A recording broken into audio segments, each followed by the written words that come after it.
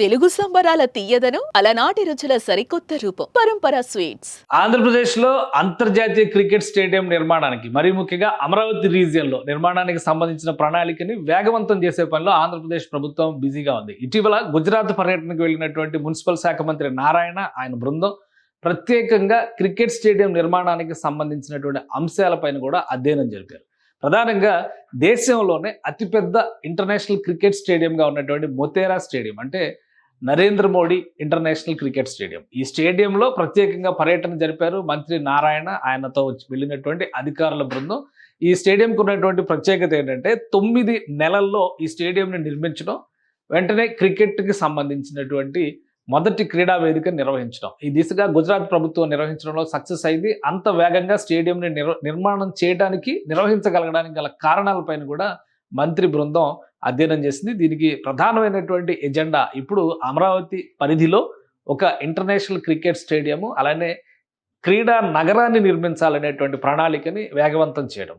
So ప్రధానమంత్రి పర్యటన మే 2వ తేదీన ఉన్నటువంటి నేపథ్యంలో దీనిపైన సమగ్ర అధ్యయనం చేయడం, దానికి సంబంధించినటువంటి శంకుస్థాపన కూడా పూర్తి చేయాలనేటువంటి ఆలోచనతో ఆంధ్రప్రదేశ్ ప్రభుత్వం ఉన్నట్టుగా కనిపిస్తోంది. ఏడాది టార్గెట్ పెట్టుకొని మూలపాడు దగ్గర ఆంధ్రప్రదేశ్ క్రికెట్ అకాడమీ ఒకటి ఫామ్ అవబోతోంది. బీసీసీఐ దీన్ని ఇప్పటికే అప్రూవ్ చేసింది.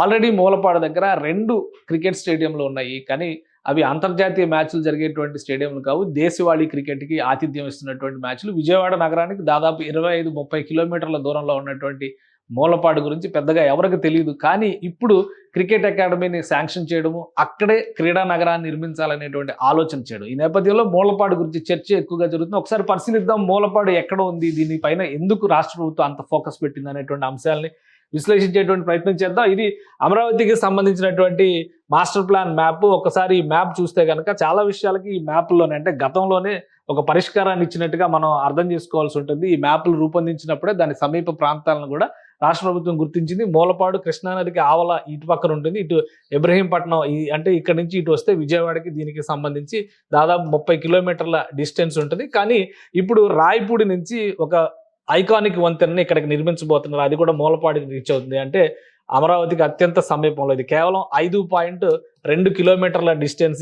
ఈ బ్రిడ్జ్ నిర్మాణం జరిగితే కనుక ఈ ప్రాంతానికి వచ్చేటువంటి.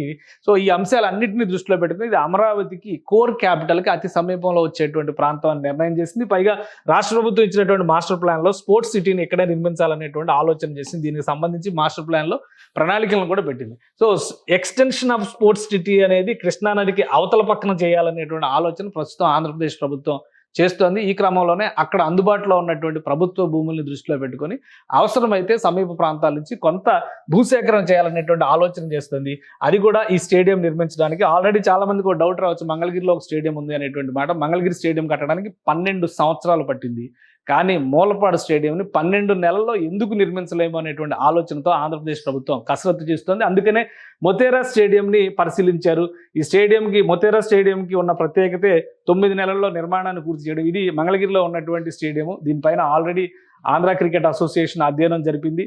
12 ఏళ్లు పట్టింది నిర్మాణం చేయడానికి. 2012-13లో ప్రారంభించిన తర్వాత దశల వారీగా అది పెండింగ్లో పడడం, చివరికి 2014-15 ప్రాంతంలో మొదలు కావడం, 2018 ఎండింగ్లో కంప్లీట్ అవుతుంది అనుకున్న టైంలో ఆంధ్రప్రదేశ్లో ప్రభుత్వం మారడం, ఆ తర్వాత పూర్తిగా అసలు ఈ ప్రాంతానికి వెళ్ళేటువంటి రహదారి వ్యవస్థలే పట్టించుకునే పరిస్థితిలోకి వెళ్తూ మొత్తం ఈ స్టేడియం అంతా కూడా నిర్మాణపరంగా సాంకేతికంగా కొన్ని సమస్యలు ఉన్నాయి కాబట్టి దీన్ని అంతర్జాతీయ మ్యాచ్లకు వినియోగించడం సాధ్యం కాదని బీసీసీఐ తేల్చి చెప్పినట్టుగా ఒక సమాచారం ఉంది. ఈ క్రమంలోనే ప్రత్యామ్నాయంగా కొత్త స్టేడియం నిర్మించాలని ఆంధ్రప్రదేశ్ ప్రభుత్వం ఆలోచన చేస్తే ఆంధ్ర క్రికెట్ అసోసియేషన్ ఈ ప్రతిపాదనను బీసీసీఐ ముందర పెట్టింది. ఇప్పుడు బీసీసీఐ 60% ఆర్థిక సాయంతో 40% ఆంధ్ర క్రికెట్ అసోసియేషన్ భరించే విధంగా ఒక కొత్త మోడల్ని ప్రపోజ్ చేశారు. ఆ ప్రపోజల్కి ఆంధ్రప్రదేశ్ ప్రభుత్వం కూడా ఆమోద ముద్ర వేసింది. అందుకనే నిర్మాణ ప్రణాళికను ముందుకు తీసుకెళ్లాలనేటువంటి ఆలోచన చేస్తుంది.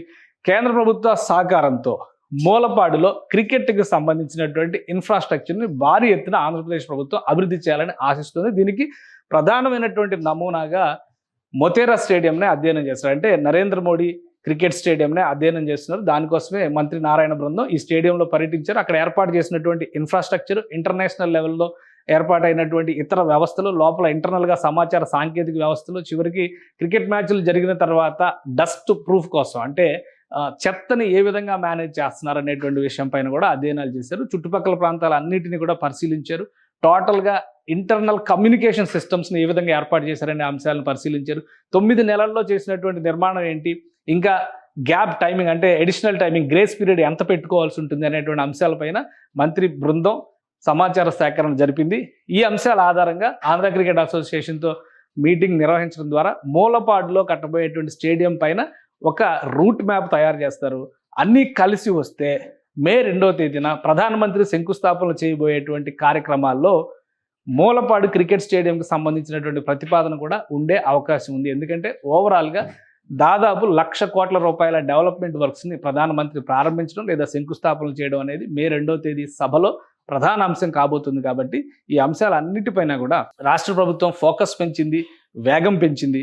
ఆ క్రమంలోనే మంత్రి బృందం గుజరాత్లో రకరకాల పర్యటనలు చేసింది. ఎందుకంటే గుజరాత్లో వివిధ ప్రాంతాలను పర్యటించడం, సబర్మతి రివర్ ఫ్రంట్ కానీ, గిఫ్ట్ సిటీ పర్యటన కానీ, స్టాట్యూ ఆఫ్ యూనిటీ సందర్శన కానీ, అదే క్రమంలో మొతేరా స్టేడియం నిర్వహణ విధి విధానాలపైన, అక్కడ ఉన్నటువంటి జేఎస్డబ్ల్యూ, జిందాల్ లాంటి పవర్ ప్లాంట్ల నిర్వహణ, మురుగునీటిని ఏ విధంగా ప్యూరిఫై చేస్తున్నారనేటువంటి అంశాలపైన అధ్యయనం, వీటన్నిటినీ కూడా పూర్తి స్థాయిలో మంత్రి ఆధ్వర్యంలో ఉన్నటువంటి బృందం పరిశీలించింది.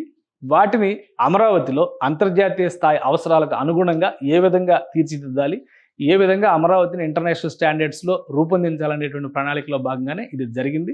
సో స్పోర్ట్స్కి సంబంధించి క్రికెట్ స్టేడియం నిర్మాణం అనేది ఒక కీలకమైనటువంటి ముందడుగు కాబోతుంది.